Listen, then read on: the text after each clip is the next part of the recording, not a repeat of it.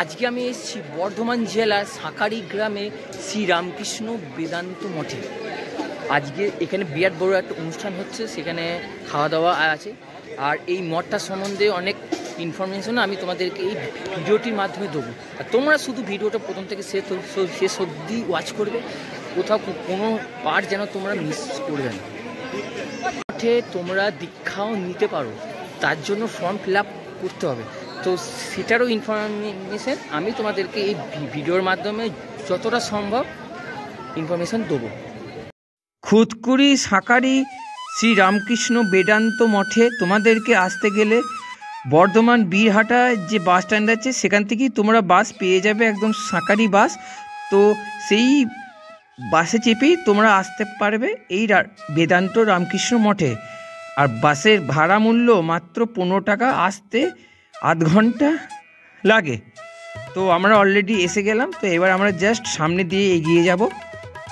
তো সামনেখানি তোমরা দেখতে পাচ্ছ মঠ, আর এটা হচ্ছে মঠের গেট। আর আজকে শ্রী রামকৃষ্ণ পরমহংসদেবের আবির্ভাব তিথি উপলক্ষে এই মঠে বিশেষ অনুষ্ঠান এবং খাওয়া দাওয়া হচ্ছে। আর দেখো, মঠের ভেতরে প্রবেশ করতেই দেখা যাচ্ছে যে খাওয়া দাওয়ার জন্য প্রস্তুতি প্রায় তুঙ্গে। এখানে দুখানা সারি আছে, বাঁ দিকে মহিলারা বসবেন আর ডান দিকে বসবেন পুরুষরা। তো দেখো, বাঁ দিকে অলরেডি মহিলারা বসে আছেন খাওয়া ভোগ গ্রহণের জন্য, আর ডান দিকে হচ্ছে পুরুষরা, অর্থাৎ একদম এই যে মন্দিরটা আর এই মন্দিরের সামনে। আর এই মন্দির সম্বন্ধে কিছু তথ্য আমি তোমাদেরকে তুলে ধরলাম। স্বর্গীয় অধীশ্বরণ বসু মহাশয়ের প্রতিষ্ঠিত স্বপ্নের শ্রী শ্রী রামকৃষ্ণ মঠটি শতবর্ষ হতে আর বেশি দেরি নেই। পূর্বে এই আশ্রমে স্বামী বিবেকানন্দের মধ্যম ভ্রাতা মহেন্দ্রনাথ দত্ত মহাশয় 3 মাস যাবৎ এই মঠে অতিবাহিত করেছিলেন এবং এখানে বসে তিনি শিল্পপ্রসঙ্গ নামক বইটি এখানে বসেও লিখেছিলেন। এছাড়া বহু আধ্যাত্মিক সাধক এই পীঠস্থানে এসে শান্ত পরিবেশে কিছুকাল অতিবাহিত করে গেছেন। এই ঐতিহ্যপূর্ণ আশ্রমটিতে শ্রী শ্রী রামকৃষ্ণদেবের মন্দিরটি বর্তমানে নতুনভাবে নির্মাণ করা হয়েছে। আগে কালীর চালায় পুরানো মন্দির ছিল। এই কারণে সাঁকারি গ্রামবাসীবৃন্দ ও সাঁকারি শ্রী শ্রী রামকৃষ্ণ আশ্রম কমিটি আশ্রমের পূর্ব ঐতিহ্য ও সাঁকারির গর্ব বজায় রাখতে মন্দিরটি পুনর্নির্মাণ করেছে। আমরা এইটুকুই আপাতত বলতে পারি। মানে আপনি এই মঠের ট্রাস্টি বোর্ডের অ্যাসিস্ট্যান্ট সেক্রেটারি। আচ্ছা আচ্ছা, ধন্যবাদ। নন্দগোপাল বসু আমাদের সেক্রেটারি মহাশয়, আমাদের প্রেসিডেন্ট হচ্ছে উদয় চক্রবর্তী। আর আপনাদের এখানে দীক্ষা কবে থেকে স্টার্ট হবে? এবারে দীক্ষা আমাদের আশা করছি মে মাস থেকে, মে মাস শেষে প্রথমে আমরা এখন মঠটিকে বেদান্ত শাখা হাতিবাগানে বেদান্ত আশ্রমকে দিয়েছি। আচ্ছা, বাইরে সাইনবোর্ডে আমরা দেখবেন বেদান্ত মঠ। ওনাদের পরামর্শনে এটা চলছে। আমরা চাইছি যে আমাদের বয়স হতে হচ্ছে যাতে ওনারা পূর্ণ দায়িত্ব নেন, সেই চেষ্টা ওনাদের সাথে আমরা চালিয়ে যাচ্ছি। আচ্ছা, আগামী দিনে হয়তো এই ট্রাস্টিতে ওনারা যোগদান করবেন এবং এই মঠের পরিচালনভার ওনারা নেবেন। আচ্ছা, আমরা আশা আচ্ছা। ওনার মুখ থেকে শুনে তোমরা নিশ্চয় সবাই বুঝতে পারলে যে কীভাবে এই আশ্রমটি প্রতিষ্ঠা লাভ করেছে। এবার তোমাদের মন্দিরের ভেতরে শ্রী শ্রী রামকৃষ্ণ পরমহংস দেবকে দর্শন করাবো।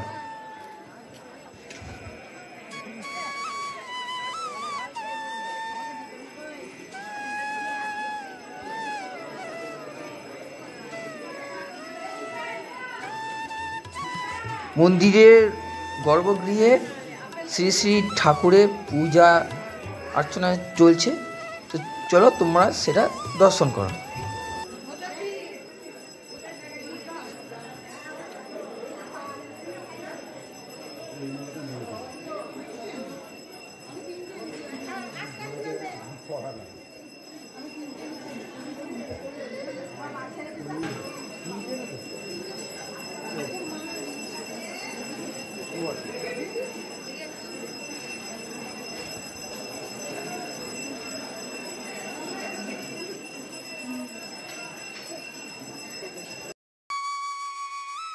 ঠাকুরের পূজার সেই আশীর্বাদী আগ্নেয় তাপ আমিও নিলাম, তোমরাও মাথায় গ্রহণ করো এবং পঞ্চপ্রদীপের এটিও তোমরা মাথায় গ্রহণ করো।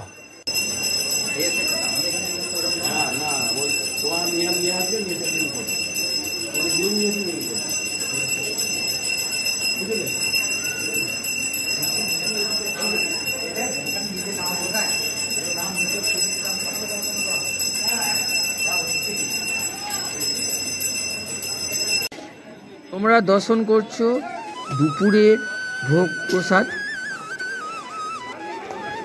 আর ওইদিকে এই ভোগ রান্না হচ্ছে, তো তোমাদেরকে আমি সেটাও দেখাবো যে কোথায় ভোগ রান্না হচ্ছে। আর আজকের এই মহাপ্রসাদ খুবই অমূল্য, কারণ এই মহাপ্রসাদের জন্য কোনোরূপ কোনো পয়সা নেওয়া হচ্ছে না। ঠাকুরের আশ্রমে আজকে যে যে মানুষজন আসবেন সবাই এইখানে বসে প্রসাদ গ্রহণ করতে পারবেন। এবার কেউ যদি মনে করেন যে আমি এই ভোগ প্রসাদ বাড়ি নিয়ে যেতে চাই, তো সেটারও যথেষ্ট ব্যবস্থা আছে। তো সুন্দর মন্দিরের পরিবেশ, মনটা যেন শান্ত হয়ে যায়, পবিত্র জায়গা। তো বন্ধুরা, এবার তোমাদেরকে আমি দেখাবো যে কোথায় ঠাকুরের ভোগ রান্না হচ্ছে। তো দেখো এখানেই ভোগ রান্না হচ্ছে, কারণ বিরাট ভোগের আয়োজন করা হয়েছে, দূর দূরান্ত গ্রাম থেকে বিভিন্ন মানুষজন আসছেন, তো সেই জন্য এইখানে ভোগ রান্না করা হচ্ছে।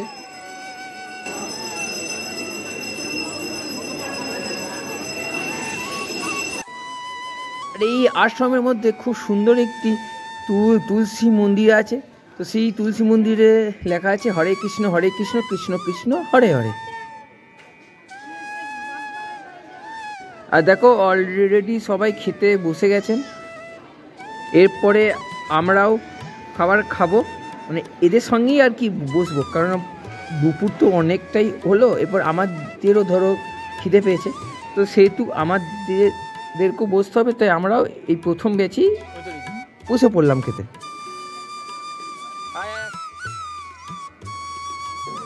সবাই সারিবদ্ধভাবে বসে আছেন ভোগের অপেক্ষায়, যে কখন ভোগ আসবে, কারণ বেলা প্রায় অনেকটাই হয়ে গেল।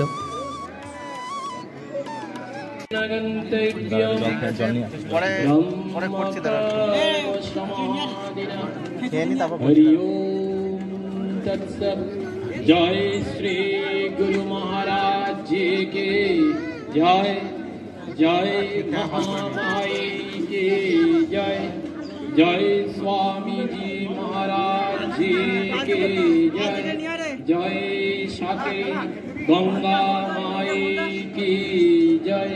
আপনারা মন্ত্র হয়ে গেছে, মন্ত্রপূর্বক প্রসাদ গ্রহণ করুন। প্রথমে খিচুড়ি আর আলুর দম দেওয়া হচ্ছে, আর এই খিচুড়ির মধ্যে আছে ডাল, সোয়াবিন আর ফুলকপি, এবং খিচুড়িটা খুবই ভালো, বেশ মোটা মোটা দানা শস্যের খিচুড়ি, আর সঙ্গে আছে আলুর দম। আর এই যা স্বাদ, ভোগের যা স্বাদ, সত্যি অসাধারণ।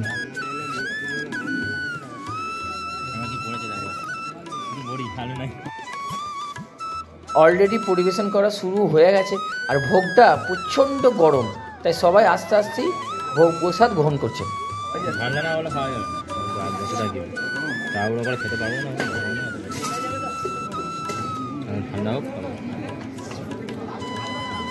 হ্যাঁ ভাই, হাত পা পুড়ে যাচ্ছে, বিশাল গরম।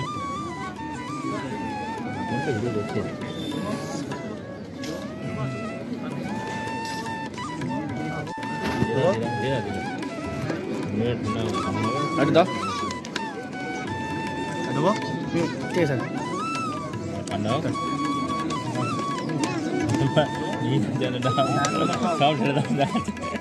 নিয়ে যাচ্ছি। খিচুড়ি আলুর দমের সাথে চাটনি দিয়ে গেল, এরপরে পায়েস আসছে, তারপরে বোঁদে আছে। যারা পুরুষ আছেন, তো বন্ধুরা দেখো পায়েসও দিয়ে দিয়েছে, তো এবার খাবারটাকে আমাদের সম্পূর্ণ করে খেতে হবে। তো ফার্স্ট ব্যাচে আমরা বসছিলাম, তো তার পরের ব্যাচ থেকে দেখো কীরকম ভিড় শুরু হয়ে গেছে, কত মানুষের ঢল, মানে কত মানুষ বাইরে অপেক্ষা করছেন ভোগ গ্রহণের জন্য, আর অনেক মানুষ ভেতরে বসে এখনও ভোগ গ্রহণ করছেন। তো এরকম 4টে অবধি চলবে প্রায় ভোগ গ্রহণ পর্ব।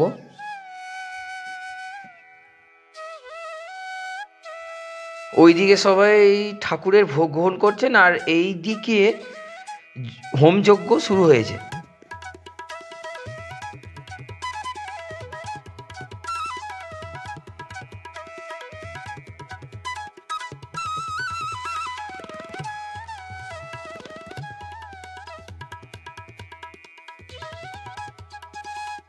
বন্ধুরা, আমি আশ্রমের বাইরে চলে আসলাম, আর তোমরা যারা ভিডিওটা দেখলে অবশ্যই একটা লাইক আর একটা কমেন্ট করে দিও। তোমাদের একটা কমেন্ট আমাকে অনেকটা মোটিভেট করে পরবর্তী ভিডিও বানাতে।